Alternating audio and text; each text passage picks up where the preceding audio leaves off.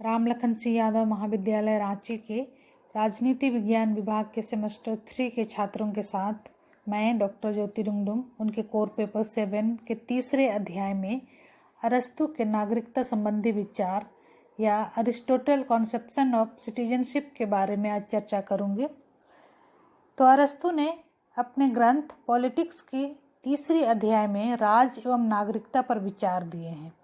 अरस्तु के अनुसार राज या पोलिस बाहरी दृष्टि से नागरिकों का एक समुदाय है।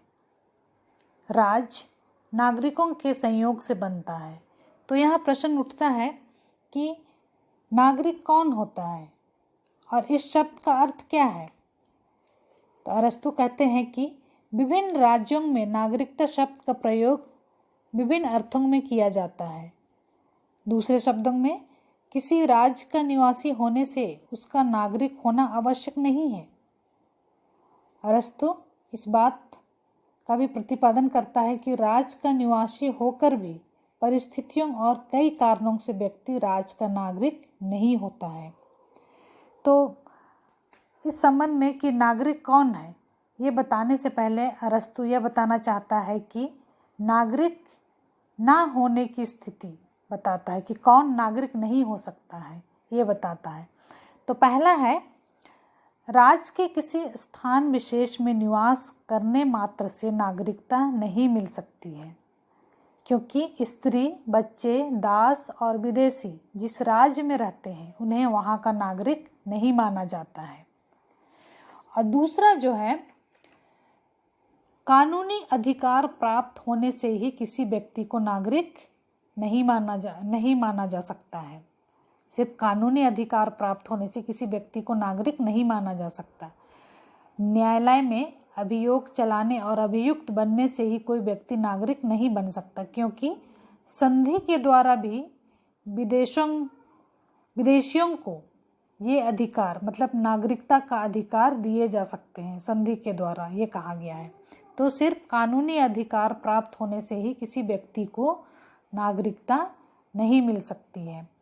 और तीसरा जो है, उन व्यक्तियों को नागरिक नहीं माना जा सकता जिनके माता पिता दूसरे राज्य के नागरिक हैं, क्योंकि ऐसा करने से हम नागरिकता निर्धारण के किसी सिद्धांत का निर्माण नहीं करते हैं।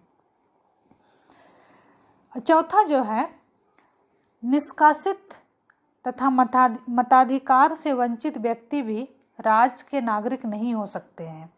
मतलब जिसे राज्य से जो निष्कासित हो जाते हैं या निर्वासित हो जाते हैं वो, और मताधिकार वोट देने के अधिकार से वंचित व्यक्ति को राज्य का नागरिक नहीं माना जा सकता है।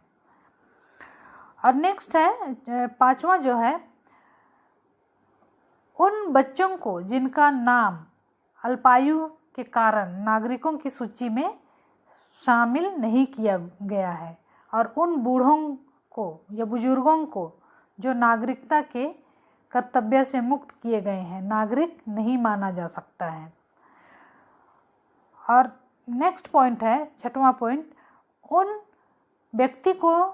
उस व्यक्ति को नागरिक नहीं माना जा सकता जिसे राज्य द्वारा केवल सम्मान के लिए नागरिक बना दिया जाता है।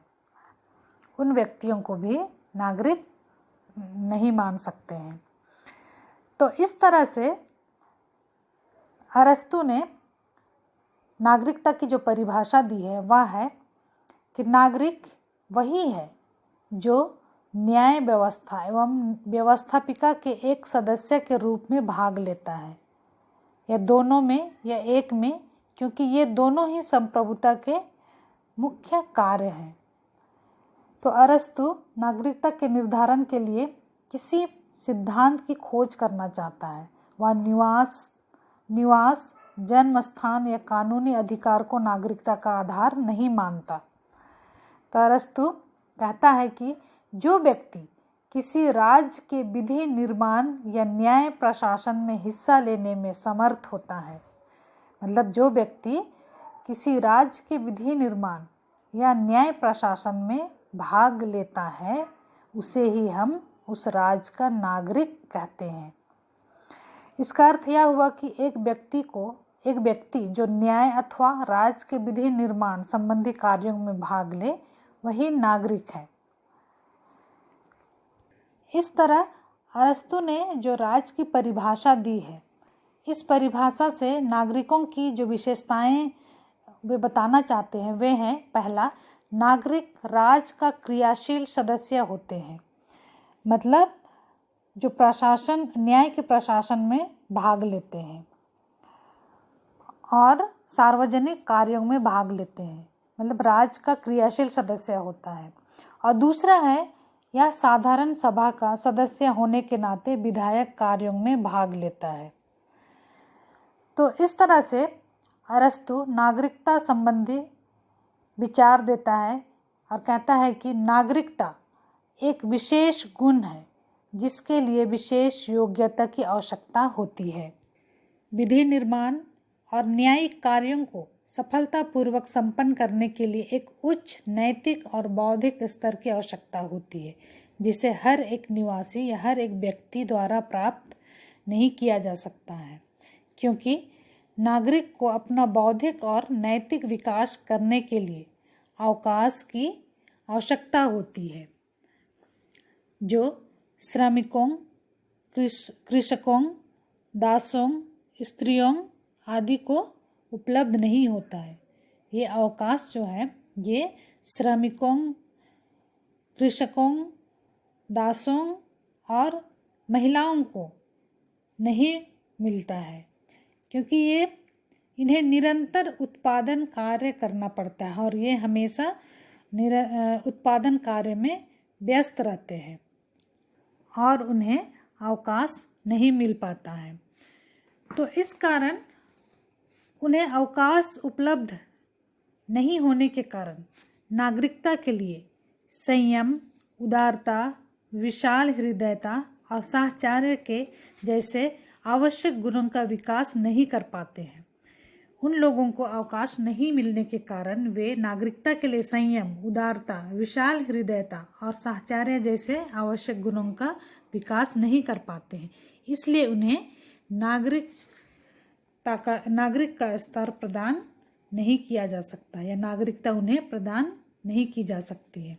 अरस्तु यह भी कहता है कि शारीरिक श्रम मनुष्य की आत्मा को पूर्णतः अनुदार और उत्तम सद्गुणों को ग्रहण करने के लिए अनुपयुक्त बना देता है।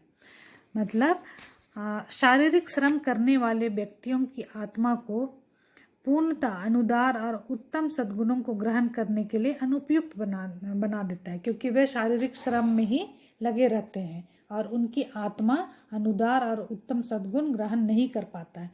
इसलिए श्रमिक एक नागरिक का उच्च जीवन व्यतीत करने में समर्थ नहीं हो पाता है। और इस तरह से इन दो कारणों से, मतलब जिनके पास अवकाश नहीं होता है, जो श्रमिक होता है, कृषक होता है, दास, स्त्री, इन लोगों के पास अवकाश नहीं होता है और ये इस तरह के जो गुण है नागरिकता के लिए संयम, उदारता, विशाल हृदय, साहचर्य जैसे जो गुण है इसको विकास नहीं कर पाते हैं ये। और दूसरा जो है श्रमिक, जो अपना शारीरिक श्रम के कारण आत्मा को पूर्ण रूप से अनुदार और उत्तम सद्गुणों को ग्रहण करने के लिए उपयुक्त नहीं होता है। इसलिए इन दोनों जो बहुसंख्यक वर्ग का है, इन लोगों को नागरिकता के अधिकार से वंचित कर देता है। आगे हम देखते हैं अरस्तु के नागरिकता संबंधी सिद्धांत की आलोचनाएं। तो पहला है संकुचित दृष्टिकोण का परिचायक। नागरिकता के संबंध में अरस्तु के जो विचार हैं वह बहुत संकुचित, अनुदार और कुलीन तंत्र से संबंधित है। उसने केवल विधि निर्माण और न्यायिक कार्यों में भाग लेने वाले व्यक्तियों को ही नागरिक माना है, जो वर्तमान में उपयुक्त नहीं है। और दूसरा है बहुसंख्यक वर्ग की उपेक्षा।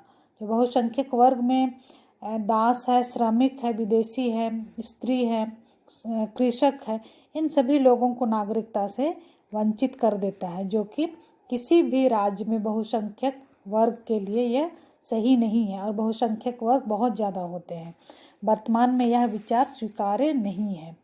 और तीसरा जो है राज्य की एकता को घातक। अरस्तु का जो नागरिकता का सिद्धांत है राज्य की स्वायत्त एकता अर्थात जीवधारी एकता के विरुद्ध है। अरस्तु जो नागरिक नहीं है उन लोगों को केवल उत्पादन के सजीव उपकरण मानता है। जो नागरिक नहीं है, नागरिक जिसको नहीं मानता है, उनको केवल उत्पादन के सजीव उपकरण मानता है जिनका कार्य नागरिकों की हर प्रकार से सेवा करके उन्हें जीवन की विभिन्न सुविधाएं उपलब्ध कराते रहना है, जिससे वे आवश्यक अवकाश प्राप्त कर एक नागरिक का जीवन व्यतीत कर सके। उससे नागरिकों में उन नागरिकों जो नागरिक नहीं है उनमें असंतोष उत्पन्न हो जाता है और इस तरह राज्य की एकता के लिए यह घातक सिद्ध हो सकता है। और चौथा जो है वर्तमान में अनुपयोगी। अरस्तु की नागरिक की परिभाषा वर्तमान में अनुपयोगी है क्योंकि प्रत्येक नागरिक न तो न्यायाधीश और विधि निर्माता की योग्यता रखता है। जिन्होंने वर्तमान नागरिकता की परिभाषा जो दी है वह अनुपयुक्त है क्योंकि वर्तमान समय में जो नागरिकता होने के लिए जो उन्होंने कहा है कि न्यायाधीश और विधि निर्माता होना चाहिए, ये उनमें योग्यता उनमें नहीं होती है और ना उनके लिए यह अवसर भी मिल पाता है, तो ये आलोचना की गई है। और पांचवा जो है लोक कल्याणकारी राज्य के सिद्धांत के प्रतिकूल। अरस्तु नागरिकता का अधिकतर केवल साधन संपन्न व्यक्तियों को ही प्रदान करता है। नागरिकता का अधिकार केवल साधन संपन्न व्यक्तियों को ही प्रदान करता है जिसके पास पर्याप्त अवकाश है, परंतु ऐसे व्यक्ति केवल अपने हितों और स्वार्थों को ध्यान में रखकर ही कानून बनाएंगे, ना कि लोक कल्याणकारी के लिए। और छठवां जो आलोचना की गई है वह है नागरिकों के अधिकारों का अभाव। अरस्तु नागरिकों के कर्तव्य तो बताता है लेकिन उनके अधिकारों की चर्चा नहीं करता है, जबकि अधिकार और कर्तव्य दोनों ही मिलने चाहिए सभी नागरिकों को। तो सातवां जो आलोचना की गई है वह है महिलाएं नागरिकता के अधिकार से वंचित रहते हैं। अरस्तु महिलाओं की नागरिकता के संबंध में मौन रहता है, महिलाओं को नागरिकता प्रदान नहीं करता है जो अप्रजातांत्रिक है। तो इस तरह से अरस्तु ने अपनी नागरिकता की परिधि को अत्यंत सीमित करके न केवल राज्य के बहुमत को ही नागरिकता से वंचित किया है बल्कि विदेशियों और अधीन नगरों के निवासियों को भी, मतलब जो राज्य के अधीन है उन वहाँ के निवासियों को भी नागरिकता से वंचित किया है। आधुनिक युग में इन दोनों प्रकार के नागरिकों को या लोगों को नागरिकता की प्राप्ति हो सकती है। धन्यवाद।